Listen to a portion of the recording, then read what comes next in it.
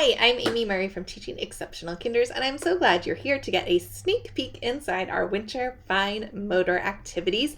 These are perfect for including meaningful ways to practice fine motor skills in the classroom and a great way to set up early finisher tubs. If you're not sure exactly what I'm talking about when I mention early finisher tubs, be sure to check out the link down below. It will explain more in depth early finisher tubs and how we use them in our kindergarten classroom. All right, so let's take a look. Inside this resource, you will find 20 different activities to use. Some overlap a little bit and you can just use them with different materials, and most are unique. So the first one was a late addition. When I saw this clip art, I couldn't wait to get it into an activity. It is dress the bear. So for every activity, you will get a directions page like this with a picture of what the activity might look like and what the students will do. So this one says students will dress the bear in winter clothing. And then how to use the activity. If there's multiple ways to use it, it will say so. Your print and materials or prep and materials list will be there. And then if there's a tip. So for this bear, you print out the different clothing, and I would print it on cardstock and run it through the laminator. And then you'll have your bear, and then they'll take their pieces of clothing and dress the bear. There's also a couple of writing prompts included as well. So if you want to turn it into a little writing activity, you can do that. So first up, dress the bear. Next up, we've got some penguin maze cards. The penguin maze cards look like these guys. There are 3 different levels: easy, moderate, and challenge. And they're labeled on the pages, but not on the individual cards. So the kids don't necessarily know that. And you'll just add a dry erase marker like you see here in the picture. And kids will connect the penguin to its dinner, the fish. Then we have more different tracing activities that look like these guys. Again, just add a dry erase marker and a way to erase, and you're all set there. We have some cutting practice, and there's a variety of different cutting practice pages. Some are like this guy. You can add the marshmallows to the hot cocoa, add the stars to the snowman sweater, put the fish in with the penguin, and put the penguins on the iceberg. Then there are winter shapes that they can cut out around the outside as well. So there's all different cutting practice. And again, if you're going to use these, you need to make sure you model expected behavior. You know, we only use scissors for cutting paper and how to do all of that. So that's just important. Next up, we have hole punch cards. I like this easy to use hole punch that I got on Amazon. I'll link it down below for you. The traditional school hole punches can be hard. See, like that one got stuck. Hard for little fingers to use. So these are easier, and then they just punch around the outside of the cards. Kids love getting to use these because they don't get to use them very often, and they're great for building that fine motor strength. Okay, then we have a double activity. So these little picture cards you print out on just regular paper, and you see they have like that dotted outline, right? You can use these with cotton swabs and paint. I highly recommend Crayola's washable little paints. I've gotten them out of almost anything with my old kids. With my own kids, they use these all the time, and it comes off the table, it comes off their clothes and everything. So, you know, you can just use a little dabber, and you can actually use even just the lid, and then they will dot or dab around the picture. There we go. The other way you can use these are with push pins. I got these big push pins at Hobby Lobby for I don't even know how much, but I'll see if I can find some on Amazon to link for you too. So there's a little birdie outside.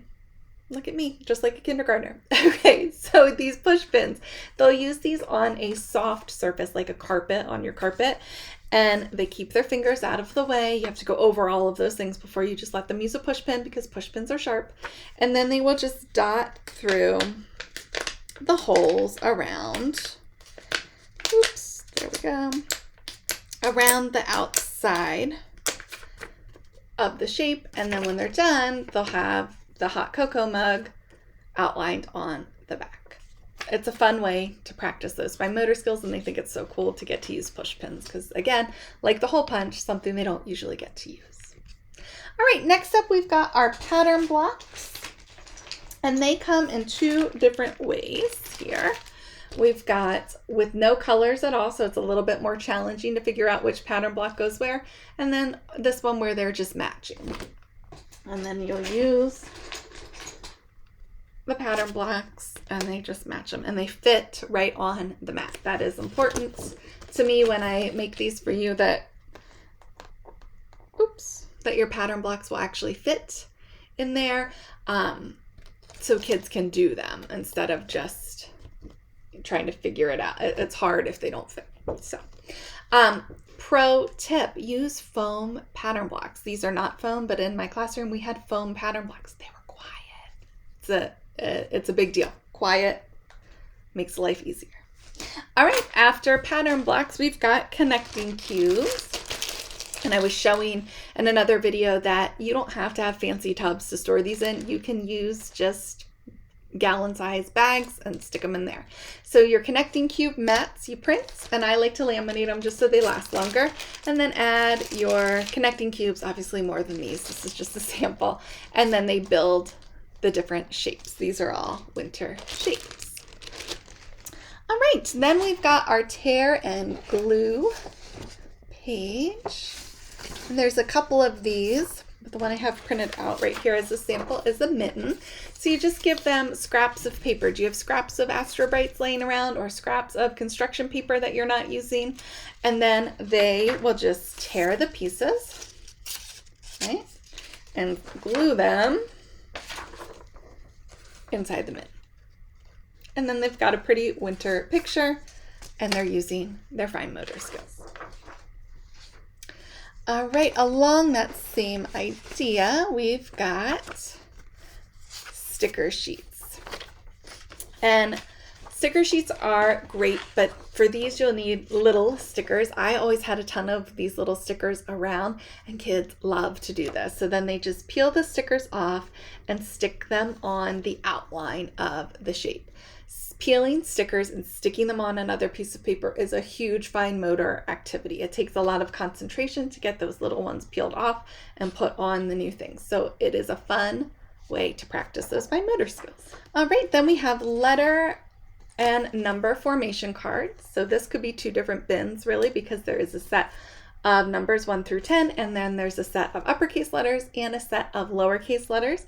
And the students connect the fish to the penguin to feed him his dinner. So the fish to the penguin.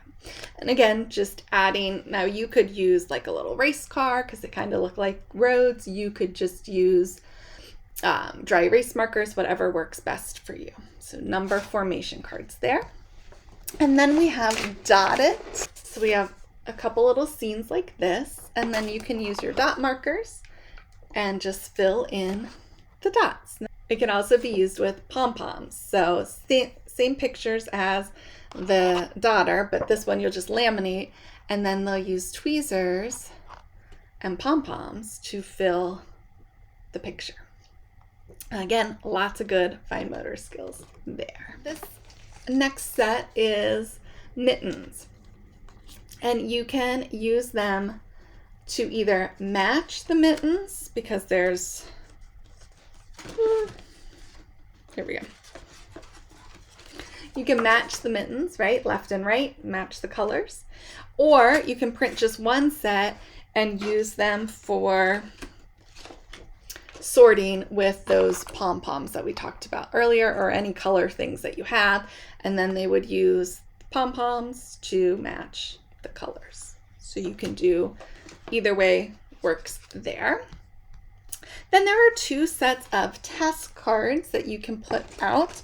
One set is syllables, where they will say the picture and then decide how many syllables, like icicle. Icicle has 3 syllables, and well, these all have 3 syllables in this example, but there's 1, 2, and 3 syllable words in that pack.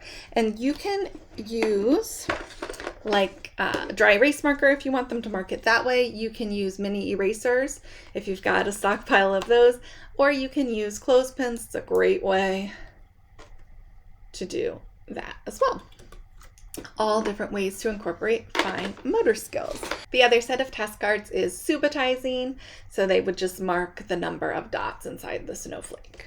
So there's a math and a phonics component there.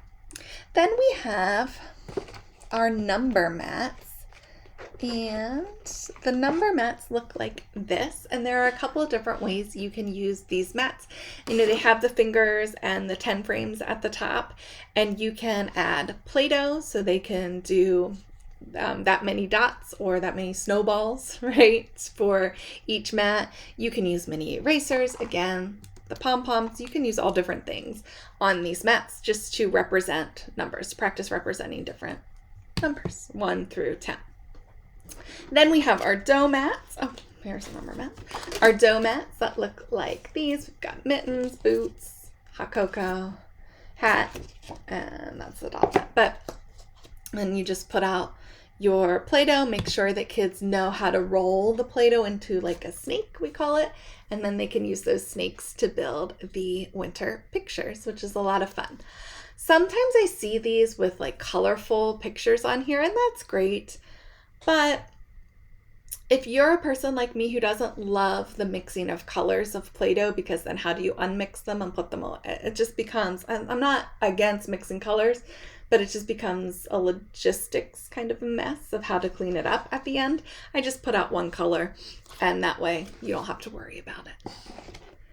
All right, and the last one are directed drawings. Now they will come either in a strip, and then you just give them a blank paper, or you can use worksheets like these, and they can just complete the worksheet there. Kids do really enjoy the directed drawings. They're a fun way to incorporate art and teaching kids how to draw. And if you use the worksheet, they can also write about their picture as well. So those are all of the activities that are included in the winter set. Like I said, you can use these for morning work. You can use them in your early finisher tubs. You can use them as part of your center rotations. There's lots and lots of different ways to use these, but they're all great for helping to build those important fine motor skills in fun and meaningful ways. If you have any questions at all, drop them in the comments, or here's how to get in touch with me. I'm Amy Murray from Teaching Exceptional Kinders. And while you're down there grabbing links, you can find the link to this set, and I'm hoping that it is a growing bundle. And so we'll have all different seasons for you in the near future. All right, until next time, have an exceptional day.